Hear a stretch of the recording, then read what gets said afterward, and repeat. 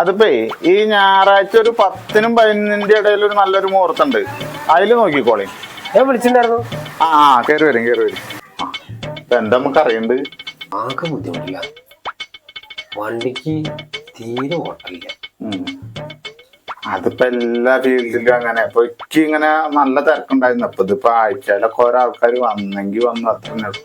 അതല്ലേ, ആഴ്ചയില് 1-2 അടവുകളുണ്ട്, അങ്ങോട്ട് എത്തിപ്പോണില്ല.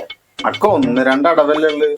ഇവിടെ തിങ്കളാഴ്ച മുത്തൂറ്റ്, ചൊവ്വാഴ്ച ഇസാഫ്, ബുധനാഴ്ച ഏതാ SKS, വ്യാഴാഴ്ച മുറ്റത്തെ മുല്ല, കാറ്റത്തെ ചെടി, അയൽക്കൂട്ടം, കുടുംബശ്രീ. ഒരു 8000 റുപ്യയുടെ മുകളിൽ വേണം ഇവിടെ ഒരാഴ്ചക്ക് തിരിയാൻ. പിന്നെന്താ വെച്ചാല് മാസത്തിലൊരിക്കല് അമ്മേനായിട്ട് ഹോസ്പിറ്റലിൽ പോകണം. ഒക്കെ കൂടിയിട്ട് വട്ടെത്തുന്നില്ല. മാസത്തിലൊരിക്കലല്ലേ. ഇവിടെ അച്ഛനെ ആഴ്ചയിൽ 3 ദിവസം ഡയാലിസിന് കൊണ്ടുപോകണം.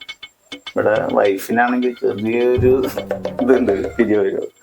പിന്നെ എനിക്കാണെങ്കിൽ ഷുഗർ, കൊളസ്ട്രോള് എല്ലാം ഉണ്ടേ. അപ്പൊ അതൊന്നും ഒരു വിഷയമില്ല. അത് നമുക്കൊന്ന് പ്രശ്നം വെച്ചോക്കാം. അല്ലെങ്കിൽ പ്രശ്നം വെക്കേണ്ട പണിക്കരെ.